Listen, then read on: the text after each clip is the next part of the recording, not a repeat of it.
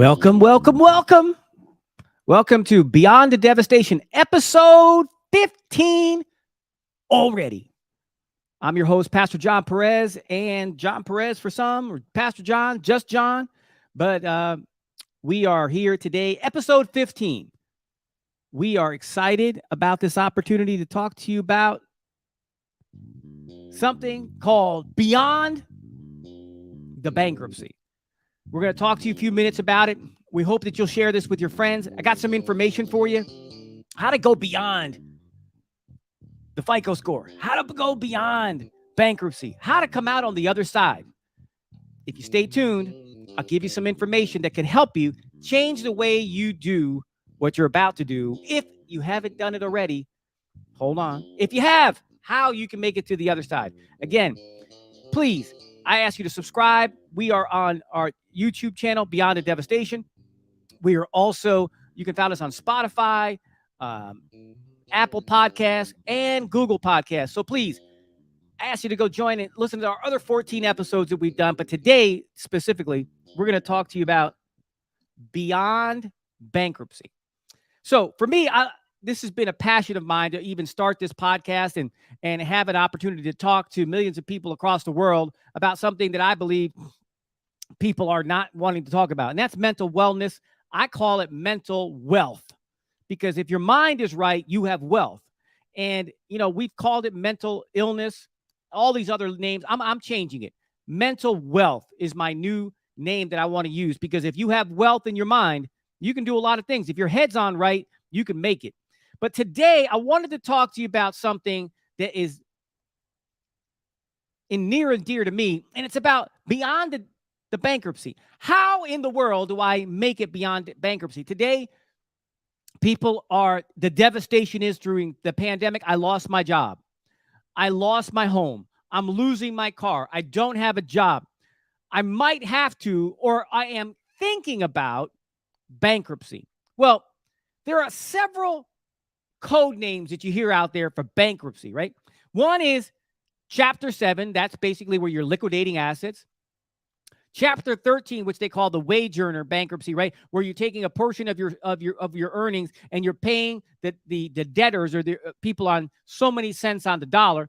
Then you hear it's Chapter 11, which you hear a lot of companies go through. But I found out just today that if you're too big to be in Chapter 13, you could find yourself in Chapter 11.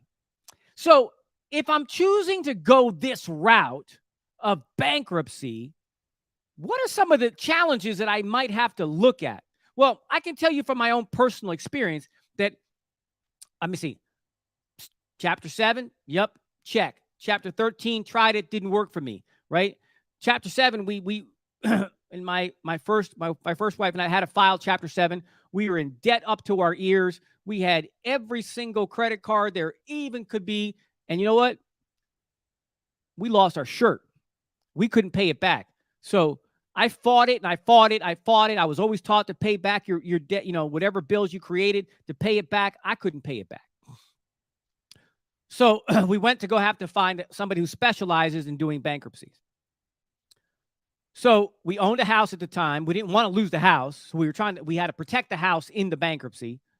And we were going to continue to pay our mortgage, right? And but it's not cheap to do this. It's not cheap to file bankruptcy. So what I found was that, you know, I called an attorney today and just asked him, so what in the world does it cost to go bankrupt? He said, well, if you're going Chapter 7, he said that could go up to like $3,500 plus filing fees. Now you see him online for $9.99 or $4.95. Listen, don't believe it. Find yourself a reputable attorney who does this, and ask for referrals from your friends or family that know somebody, because that's where you're better off.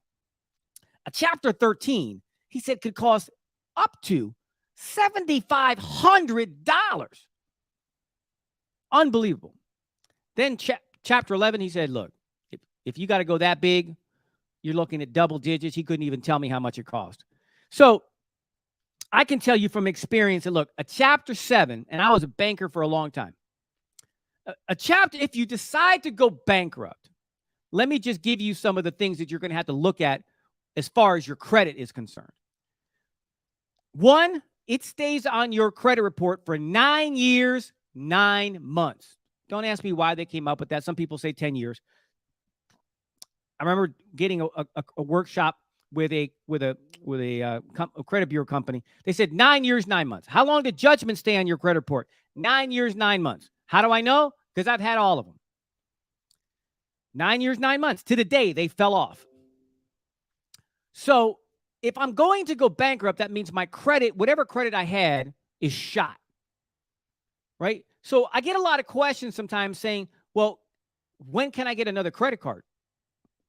Really? You just burned every creditor for $100,000. Now you're worried about getting another credit card? Oh, I can't rent a car. Well, your life is not going to be the same as it used to be. You might want to keep a debit card. And whatever cash is in there, that's what you use. I would not recommend getting credit tomorrow. That's me personally. So the second part is, I heard, well, I want to buy a house. Does this stop me from buying a house? Well, it does for 4 years. At a minimum, 4 years for a conventional loan. If you want to get an FHA or a VA or a government-sponsored loan, as little as 3 years. Here's the kick. You've got to repair your credit to get there. So how do you get beyond the bankruptcy? If you've done Chapter 7, you wiped out all your debt, and you've got zero debt, and maybe just getting, if you're renting. But let me tell you this. If you're going to rent, people who you're going to rent from are checking your credit these days. You've got to be able to explain why you had to do this. Now, I know times are tough, but you got to be able to explain why you had to file bankruptcy. And I've had to do that. So I'm just trying to give you some words of wisdom to help you, because I didn't know everything. I had to get a lot of help at that time. So you're filing bankruptcy. You've chosen Chapter 7 or Chapter 13. And now you're trying to figure out, how am I going to get out of this all? It takes a lot of time. Look, I've talked to people to do credit repair. Look, that's a lot of it. I hate to tell you, it's just, I feel, my own personal opinion, it's smoke and mirrors, right? I did my own, and I know it took a lot of time and a lot of effort to do. Look, I remember what my credit scores were before 2010. They were horrible. Something 4s, 5s, right? Credit scores that low, you don't even listen. They won't even let you borrow a loaf of bread because it ain't happening. But it took a lot of effort on my part to get it all done. Now, after I filed bankruptcy and gone through a divorce, now you take those two together. Now add this. Add a foreclosure to all of that mess. So I can honestly say, and I'm not proud of it, that I had one house that was foreclosed on. Same house twice. Twice I was foreclosed on the same house. We lost the house the first time. My then father-in-law went to, God bless his heart, we went to the courthouse steps and we were able to buy the house back. Saved it from losing it to auction, right? Bought the house back. They were able to get a mortgage and we got a loan. Then things went south again, and literally in 2007, the bank had filed, different bank, filed foreclosure proceedings. We had to sell the house as part of the divorce. But literally, same house, 2 foreclosure filings, personal bankruptcy, and a credit score that, listen, they wouldn't even lend me, I tell you right now, they wouldn't even lend me a loaf of bread because it wasn't going to happen. So how did I get out of this devastation? First, I had to change my spending habits because I couldn't spend because I didn't have anything to spend it on. 2, I couldn't buy a new car every 3 years, 4 years. I had to drive whatever I had to drive. 3, I had to live within my means. Live within my means. I had a good job, making a lot of money. But one too many trips, and I feel like Mickey Mouse got most of my money during my first marriage. I'll never do that again. So I had to stop going on these extravagant vacations. I couldn't afford it. And I had to live literally. Look, I remember when I got divorced, paying child support, bad credit. By the grace of God, I was able to get an apartment. 2, as a matter of fact. And 3, excuse me. And I was able to make it out. But I had to pay my rent on time, because that was the only credit I had. I had to pay Central Hudson and the cable bill on time, because that was the only credit I had. And it was hard, because I remember during that time, look, I barely had enough money to eat. And I was spending $500 a month just to commute into the city. I remember getting handouts from people at church just to get food on my table. Matter of fact, I still have today some of the dishes that I got from when I was single, and it was donated to me by the church, because that's all I had. But bankruptcy played a huge part of my problems during my late 30s, early 40s, and into my 50s. And in 2 weeks, I'm going to be 58. It took me a long time to fix this nightmare. But I want to share my story because I hope I can help you. That look, just because you went bankrupt and you knocked out all your debt doesn't mean that it's over. It's not over. Now you've got to rebuild. Right? And you've heard the story of 45. He goes bankrupt and he makes it out. Well, he's got enough money hidden someplace where he can get away with and do what he's got to do, because he's a smart guy and was able to put money away. Right? And people trusted him and gave him more money. We're not 45. So we got to figure this out. So the best way to figure it out is, now, what's your plan to exit your bankruptcy? How am I going to rebuild? I just heard and did some research. It says that if I ever want to buy a house, it's going to take me 3 years. And I still am going to pay higher rates, right? Now, I'll give you this. The other question I've had, can I buy a car after I've gone bankrupt? Yeah, you can try, but I can tell you this, that you're going to pay somewhere north of 21% on a car loan. Now, there are companies out there that'll do it. Same day approval. You've seen the signs. Now, in New York, the usury rate, or the most you can charge somebody in New York, is 24.999. Now, I started my banking career at Household Finance.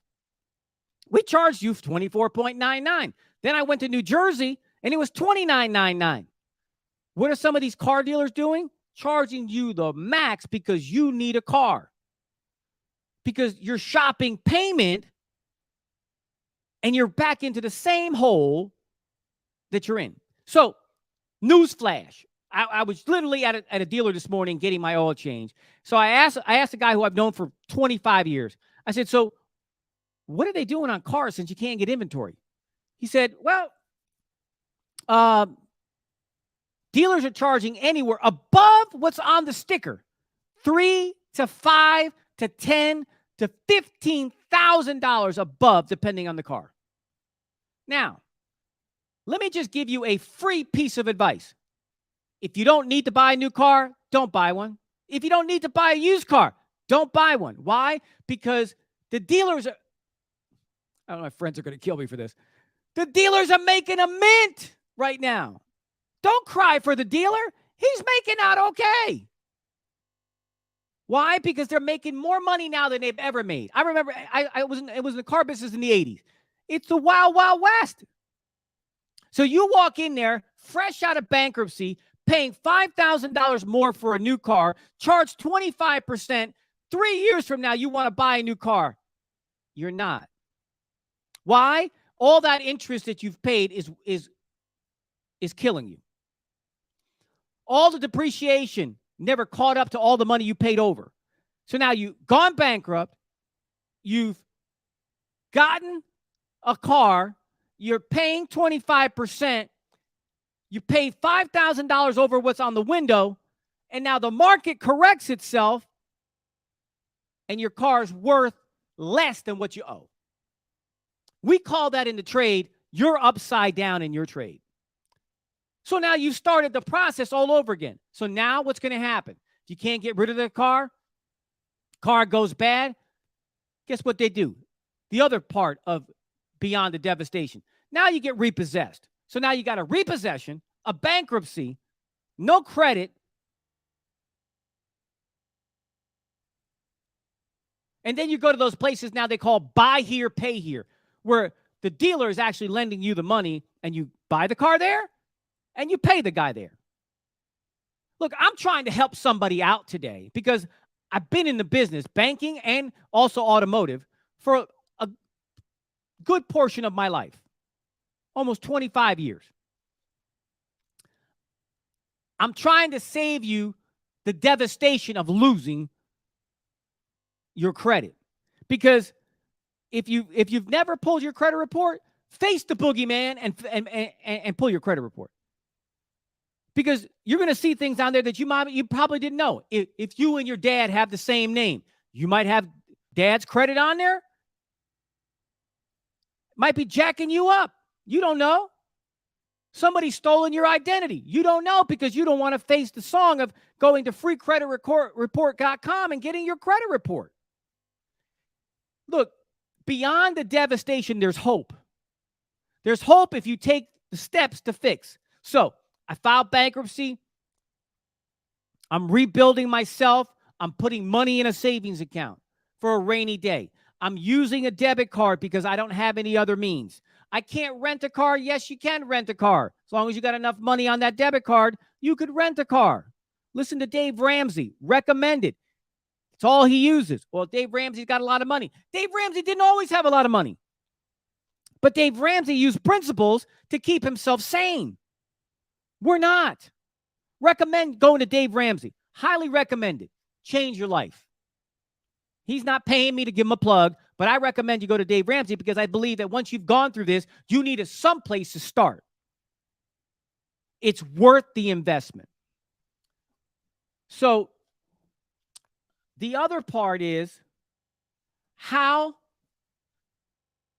do I fix my credit after I've gone through all of these things? Foreclosure, repossession, bankruptcy, judgments, medical liens. How do I fix it? Well, you're never going to fix it unless you pick up the phone and go to the computer and get your credit report. Look, I was fortunate because I was in the business and I understood some stuff. But once I pulled it and saw who was on there, I'll give you an example. I had a creditor that was on there for a long time, and it was nearly close to the 9 years, 9 months. And I explained to them my story. I said, look, I'm trying to rebuild my life. You've had this thing on there for so long.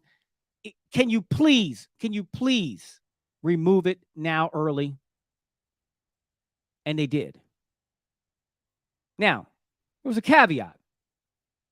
I paid them a portion of the money that I owed them. And once I showed good faith that I paid some of it, we were able to negotiate my freedom by them taking it off my credit report. And I did that multiple times. I went through and I called the lenders or whoever that was a judgment. You know, bankruptcy is bankruptcy. That's 9 years, 9 months. That's not coming off anytime soon. But judgments, you can play with. People that have reported derogatory on your credit, it was paid and you paid it late, but you've had it on there for 7 years, 6 years, 5 years. Some of them, those don't stay on that long. Those are 7 years. So derogatory credit, 6 years, 9 months. Judgments and liens, 9 years, 9 months, right?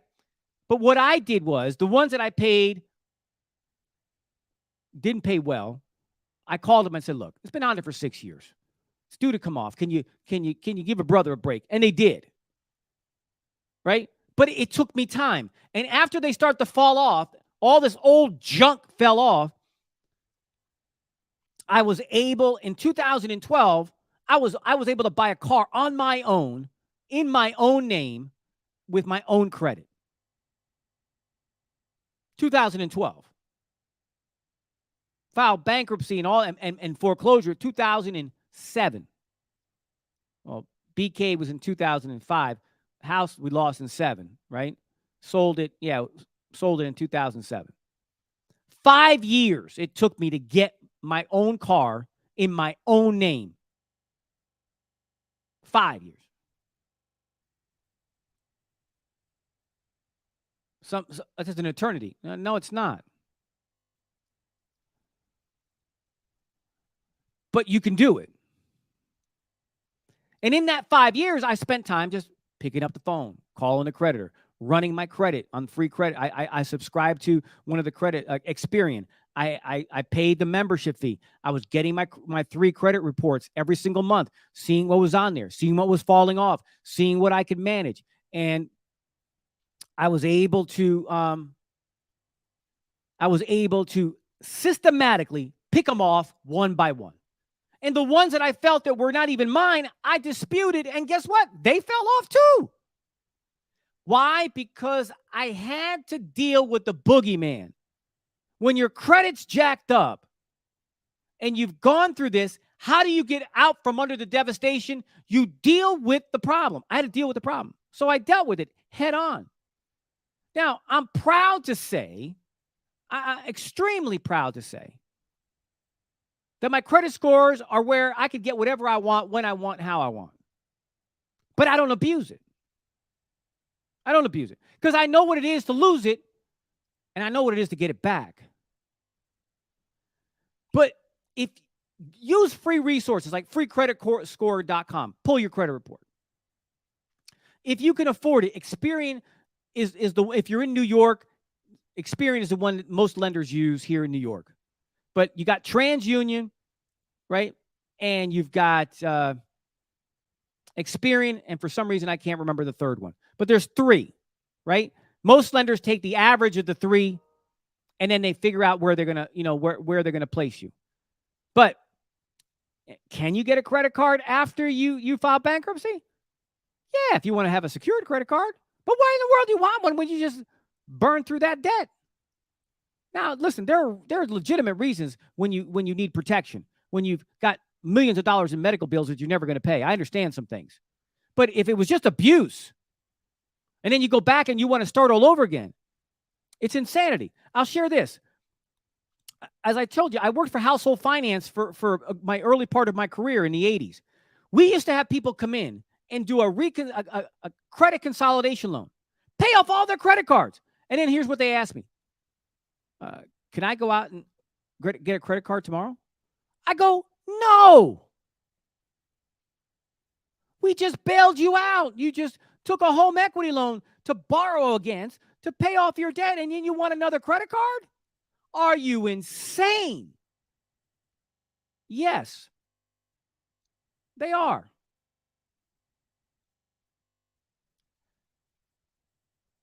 If you can't afford to pay it back in 30 days, don't charge it. And if you don't have to charge it, use your debit card. And my wife really put this message in my proverbial head because it really came to roost here. You need an emergency fund of at least $1,000 because stuff happens. You need something for a rainy day. Oh, Pastor, I can't do it. Yes, you can. Stop going to Dunkin' Donuts. Stop going and paying $5 at Starbucks. I guarantee you, if you cut out some things, you can put $1,000 away. Now, it might take you longer than some, but the sheer fact that you've done it is a great accomplishment. Again, go to Dave Ramsey's site. There are a lot of people that offer his course. You could buy it. It's the greatest investment that you'll ever make in getting beyond the devastation. Dave is not paying me one bloody nickel, but I'm telling you, I've seen the fruit of it. I've seen the results of it. If you want to get beyond the devastation, Dave Ramsey, check him out. I'm not asking you to believe in his politics. It's not about his politics. It's about his methods. It works. We've got success stories after success stories after success stories that have come out of it. So let's finish this up. I filed bankruptcy. How do I get out? Well, once you get back out, it's really, you got to get back on the horse. As soon as the Chapter 7 is dismissed and it's gone through its final stages, it could take a long 8 to 12 weeks, however long it might take. Once it's done, pull your credit report. Start working on it right away. All the judgments and all that stuff, whatever you can work on, work on. Plead your case to the lender. They're not as bad as you think they are, right? Some of them, if you've burnt them, they're not going to, if you burnt them, they're not as apt to say, hey, we're going to let you go. No, they're not. But if in some cases where you've had a judgment or lien and you've paid it, or you've paid a portion of it, or you've settled it,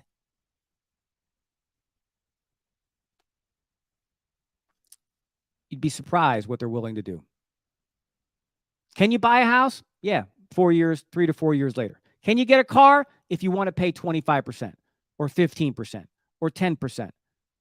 You better have a down payment or else you're going to be paying through the roof. Please, stop going in to buy a car with $1,000 down. Stop it. And then you wonder why your payments are $600 a month and you're working 5 jobs. Stop the madness. I used to see it all the time. And the dealer doesn't care. He'll get you a loan if you're willing to pay the piper. You know why dealers are millionaires?